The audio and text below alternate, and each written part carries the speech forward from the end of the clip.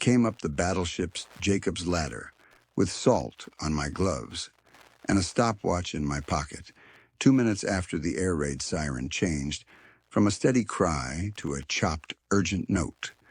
The sea outside the breakwater was running an ugly short swell from the east wind at 20 and rising, and the ship under me, a steel city with turrets and funnels, had a draft that left no room for mistakes. I was the harbor pilot on duty, called out from the launch station, with my cape still wet from the last job, and the captain met me at the break of the bridge with the question every captain asks when he has already chosen his answer. How fast can you put us inside? As fast as the water allows, I said, and meant it, because water is the only senior in my trade. We were 3 cables off the outer fairway buoy, a red can with a gull pretending indifference on the top mark.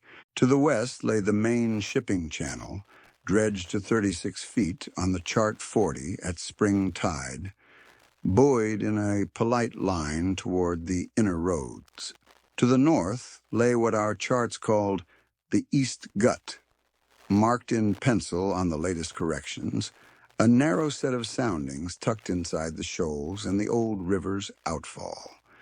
Not a channel officially, just deeper water threaded between sandbanks where fishermen went when the tide ran hard. Most masters never saw it. Most pilots didn't use it. I had marked it 3 years earlier, during a gale and a night tow with a cement barge, after seeing the flood scour a trench that the chart refused to admit. In my notebook under a coffee stain, I had written it plain East Gut, usable at HW+1 to HW+3, for drafts to 33 stebles if speed under 6 kts. Bank effects severe. Keep off north edge by 15 yards. Cross-tide from mill race sets 11112 kts. All that meant very little, with the sound of aircraft rising over the headland and the first black puffs turning up in the gray. The captain's gunnery officer stepped to the Polaris and barked bearings. Raid approaching from 85, 80 feet, splitting by twos. The battleship's director swung. AA crews clipped helmets and strapped in.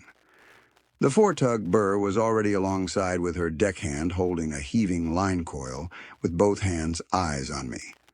The stern tug, Triton, had a catenary of smoke trailing from her stack and a whistle that cut through the wind. The engine room telegraphs on either wing recalled all the previous orders in brass, all ahead, 1/3 stop dead slow ahead. Pilot has the con, the captain said, flat as a fact. It's a sentence that makes your stomach both lighter and heavier at the same time. I laid my notebook by the engine telegraph and spoke to the quartermaster first because the helm keeps you alive while you think. Helm amidships. Then to the engine room through the voice pipe. Both engines dead slow ahead. To the tugs, Burr make fast ahead with a spring outside forward. Triton astern tug take a starboard quarter line. Keep a light strain, be ready to check her stern to port when I call it. I looked at the clock. HW+1, the tide had 1 more hour of kindness. Captain will not take the main fairway. We'll use the East Gut.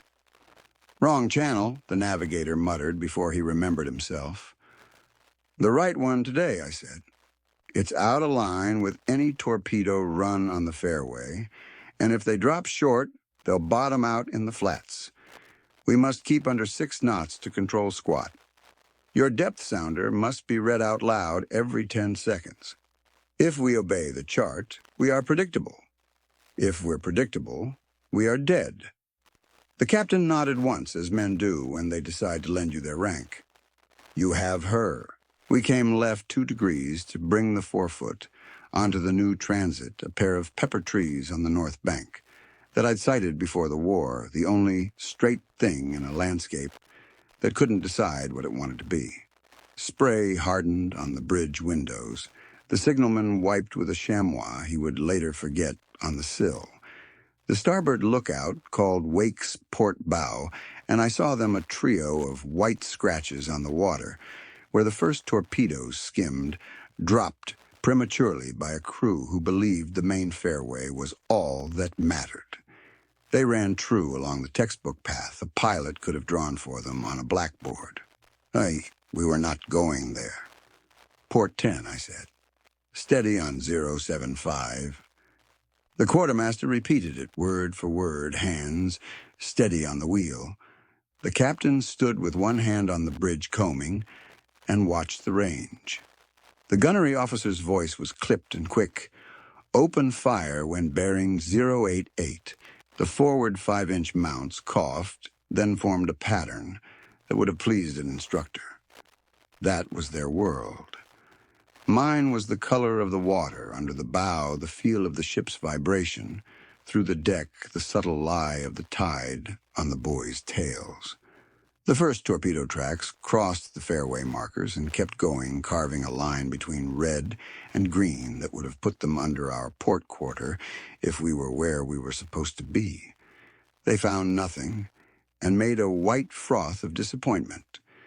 I heard the AA director shout correction. I listened past it for what mattered. Depth, I asked. 39 feet under keel, the sounder man called from the well voice level. 38, 38 and a half, speed 5.5, the navigator answered, replaying the pit log. That was the number I wanted. At 7 knots, a ship like this would squat 2 feet or more. At 5.5, 1 foot. The deeper water in the gut would take us if we behaved. Burr, pull her head up a touch, I said, into the whistle line. The tug answered with a tug of her own. The head came up 1.5 points, and the shore fell away the way I remembered. The east gut narrowed. The sandbanks on the north side made the water go a shade lighter, then turned green-brown where eelgrass met tide. On the south side, the mill raced there, the outfall from the old powerhouse made a boil that pulled at the surface like a hand. I let it take 2 yards and corrected before it had permission to take 3.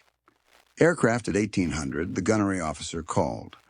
Low-level torpedoes coming in line abreast. 6 dots resolved into 6 knives just above the waves, brown bellies and black crosses in a tidy row. The ship shifted posture without moving. Men's heads went a fraction lower, and their elbows a fraction harder. The captain's jaw set.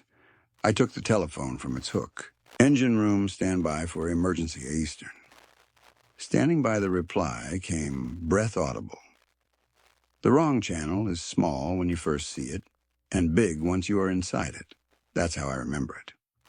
We took the bend left of buoy 9A. The buoy was a barrel half-painted, rolled by tide last storm, and reset too far west, and I steered not for the buoy, but for the stripe of smooth water where the flood had scoured. The depth sounder sang a steady 37, 36 and a half, then 36. The navigator's pencil stopped scratching.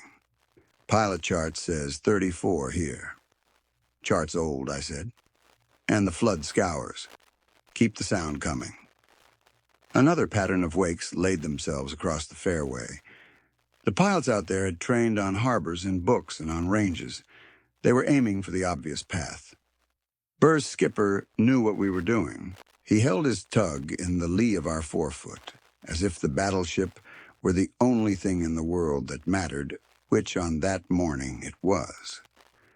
Triton kept a courteous tension on the stern line, her little propeller blur visible as a green ribbon underwater.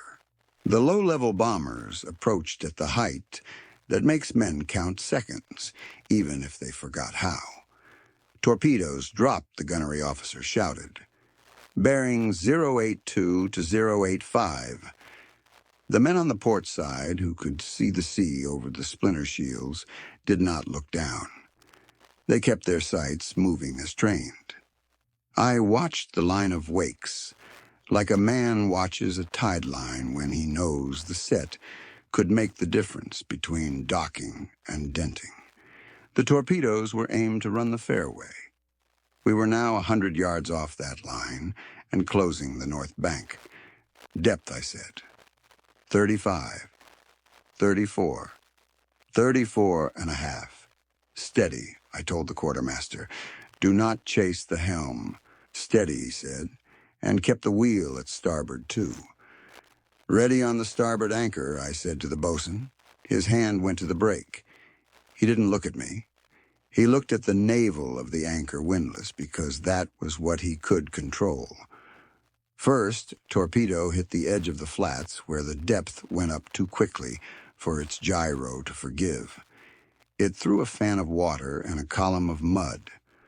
The second ran true for 30 yards and then dug a trench and stopped its air bottle still squealing under the brown water. The third crossed our track astern 30 yards off and expired in a boil. Two more ran far to the south, confused by the river water, and missed everything. The sixth made a neat, terrifying line straight at our port bow and then lost its head when Burr's wash and the shallow edge lifted it, the propeller, skipping nose, dropping, and then it slashed the surface like a hooked fish and disappeared into the bank. Hold her, I said. Do not cheer. No one did. Men don't cheer when they are still working. We came out of the Guts dogleg and into the inner basin. There the wind eased and the smoke lay in a sheet held down by the roofs and the hills. The anti-torpedo nets had been hauled aside at dawn for commerce and not replaced. A trawler lay on the inner mole with smoke coming out of her wheelhouse windows and 3 men on her forecastle fighting a fire with a single hose, one hand on the nozzle, one on his cap. Across the basin, the Navy moorings were empty. The night patrol had taken the destroyers out before dawn. The only thing that mattered now was to put the battleship where no torpedo fired out of habit or malice would have water enough to arm. There, I said, and pointed. Between berth 9 and the hulk of an old dredger lay a pocket where the river had chewed too deep 10 years ago. And then the city had filled it wrong. Depth was 36 to 38, then shoal to 21 in 3 yards. If I put the battleship's port bilge just onto the shoulder of that shoal and dropped the starboard anchor as a brake, I could lay her head behind the mole and her stern across the shallowest part of the channel. Any torpedo coming in would choose either to run along the shallow edge and bottom out, or to aim for the fair line and find only mud. It was tight, and it was a thing I had never done with a ship this big. Engines, I said. Still dead slow, the navigator answered. Stop both, I said then. Port engine astern. Slow for 6 seconds now. The engine room replied with metal and muscle. The ship's note dropped a tone, then recovered. The bow swung a degree to starboard. Midships, I said to the quartermaster, and then starboard 5. He obeyed. Burr check now. Back on your spring. Hold her head. Burr's deckhand made the line sing. Triton, hearing or guessing, increased her pull and took the stern to port a whisper. The ship answered because the water had no objection. Depth 33 under the forward transducer. 32 and a half tide still with us. Range to mole 80 yards. Ready starboard anchor. Ready. Let go 20 fathoms. The brake screamed. The chain roared.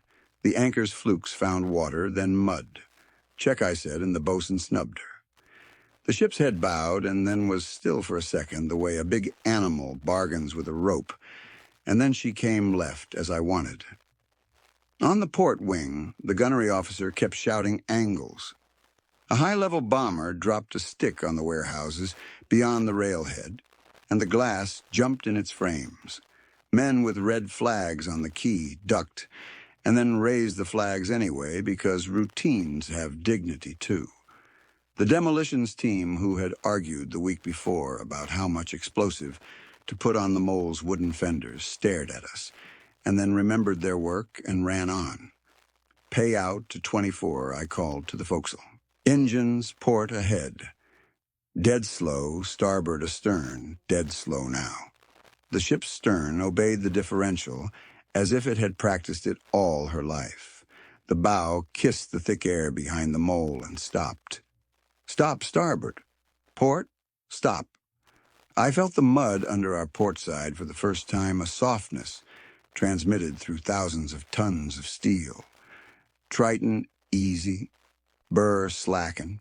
Good. Good. That was when the torpedo with the best chance of killing us arrived, because battles don't end when you think they should. A single aircraft had come in late picket of a second wave or survivor of the first low and fast, following the river like a man who remembered maps instead of water. He dropped at the angle an instructor would have praised. The torpedo entered between the inner red buoy and the mole's knuckle, heading directly for our starboard quarter, where a ship is awkward and slow to answer. It left a clean wake. The time between spotting and arrival was something like 8 seconds. Engine room emergency full ahead, both for 5 seconds now, I shouted into the voice pipe. Burr, push full Triton back strong. The men obeyed as if minutes would be punished. The ship shouldered into the shallowest part of the shoal we had chosen. The port bilge grounded soft and sure. The stern came up a foot. The torpedo set for a depth that made sense in open water ran into mud at 30 yards and burrowed. It detonated under the shoal with a thump that shoved mud out in a circle and heaved a brown dome of water where air should have been. A crack opened in the shoal and closed. The battleship hardly trembled. Men on the quay fell to their knees and laughed in the way people laugh when the body refuses to weep. Stop both, I said. Hold all lines. Burr, stand by. Triton, easy. I looked at the captain and saw in his eyes the thing that pilots get paid with if they are lucky, not a handshake, but the removal of suspicion. He knew in that moment that the wrong channel was the right one, because it had done the right work. The rest of the morning was iron and routine. The AA crews kept their patterns and drove the last of the attackers away. Smoke from the warehouses folded into the hills and then unfolded under the change of wind.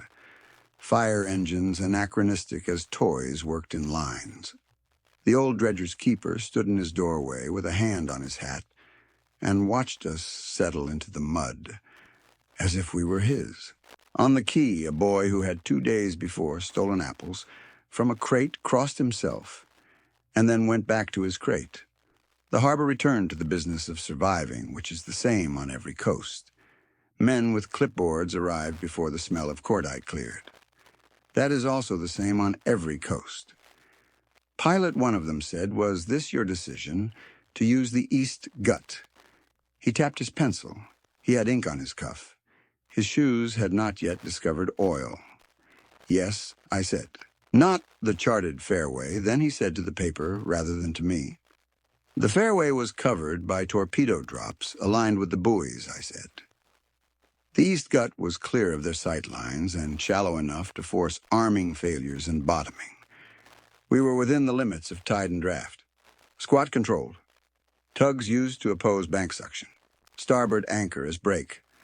I gave him numbers. Pilots always live on numbers when words fail. The captain looked at the inspector. "Pilot has the con in pilotage waters," he said. "If you would like to draft a new chart showing the gut as official, you may include his name on the correction." He didn't smile. The harbor is not a place for smiles during work. We sat there for 2 tides. Divers went over the side to examine the plates and the bilges. Mud stained the paint along the port side to a line men could touch and say, "Here is where we decided to live." When the water returned that afternoon, we took a line ashore and kedged off with the starboard anchor easing with Burr's and Triton's pull, 10 feet at a time, with the engine room giving us gentle breaths of power when asked. We came clear without fuss. The ship floated with the dignity of an old boxer back on his feet. Men waved as if a parade had been scheduled. The captain touched the brim of his cap toward the pilot house and then pretended to be interested in a chart so that nobody would see him do it. In the days that followed, the phrase "wrong channel" turned up in places it had no business. A young officer repeated it at the club with a grin meaning the trick and not the chart. A radio operator used it over lunch to explain a delayed message. A stevedore used it to describe a new way of stacking flour sacks. That's how stories work. In ports, they become tools for other jobs. The only place the phrase cut deep was in the hearing of a few pilots and captains who understood that channels right-wrong official pencil are temporary arrangements between tide and bottom, and that the choice a pilot makes in 60 seconds under an air raid is the sum of every walk he ever took on a rainy quay, reading the water and the wind. If you want the technical account that a board of inquiry can digest, it reads like this. The harbor pilot boarded at 0714 assumed the con, and assessing the threat of torpedo attack aligned on the charted fairway, employed the uncharted but previously surveyed East Gut at HW+1. He held speed under 6 knots to limit squat, used 2 tugs, a head spring, to check sheer quarter, tug to counter bank suction, and kept off the north bank to avoid suction. In the inner basin, he used the starboard anchor as a brake and grounded the port bilge deliberately on a 21-foot shoal to lift the stern a foot, thus defeating a late-arriving torpedo set too deep for the shoal. No damage. Time from boarding to securing at berth, 9:41 minutes. If you want the human account that lives in a pilot's bones, it is simpler. I turned my head away from the noise and watched the water. I kept the ship where the torpedoes were not. I put her where the bottom would be my ally if another came. I spoke in numbers loud enough for men to obey without hearing my fear. I used every yard and knot of tide left in the day and congratulated no one until we were tied up and the anchor was home. There was a letter afterward from a clerk whose desk had a view of the mole. He wrote in careful lines that he had seen the torpedo vanish into the mud and thought the water must be soft when it is brown. He asked whether we meant to do that. I wrote back once and told him that water is not soft when it decides what you deserve, that mud is not a cushion, but sometimes it is a tool, and that we meant for the torpedo to find anything but us. There was another letter years later from a boy who had been on the quay with an apple. He had become a pilot in a small river, cutting logs in flood season, out of the way of barges. He wrote that he always looked for the third channel, the one the water wants, and the chart forgets. People ask sometimes whether I was afraid. The answer is not dramatic. I was busy. Fear gets its time after you sign the log, and your pencil breaks for the 3rd time in the same place. On the night after, when the wind dropped and the smoke drifted inland, I went to the pilot station and set my coat on a hook and put my stopwatch on the engine room table, with the brass ring turned down, and my hands shook just enough to chip the enamel on the mug when I poured tea. Then I slept, and in my sleep I took the ship through the gut a dozen more times to improve the decisions I had made in the single one that counted. They gave me nothing that looked like a medal. A pilot never expects one. The captain sent down a bottle with a note that said 5 words. You saved my ship, H. It was enough. The harbor gave me something better trust and jobs nobody else wanted and weather nobody loved. I took coal barges in on flood nights when the river threw logs like javelins. I brought a hospital ship out backward through fog with the tide under her, and an old tug whistling in lieu of a compass. I learned the new bottom every time the river changed it, because that is the only way to truth in our work. And I told young pilots, the thing I had learned so hard that morning, the right channel is the one that meets the day's enemy on your terms, not his. For the camera, if there must be one, I will stand at the chart table with a pencil, and I will draw the fairway and the gut I will show the buoys and the shoal. I will mark the torpedo tracks, the white scars on the water, and the hole they dug in the mud when they discovered they had been set too deep for farmers' banks. I will name the tugs, because small boats do hard things and forget to boast. I will point to the dock where the trawler burned and the hose ran dry. I will say the names of the men on the forecastle who ran the brake when I said let go and checked it when I said check, because the anchor did its part as surely as the rudder did. And then I will close the chart and put my hand on the railing and tell you the only sentence worth recording. We used the wrong channel, and it put a battleship where a torpedo missed.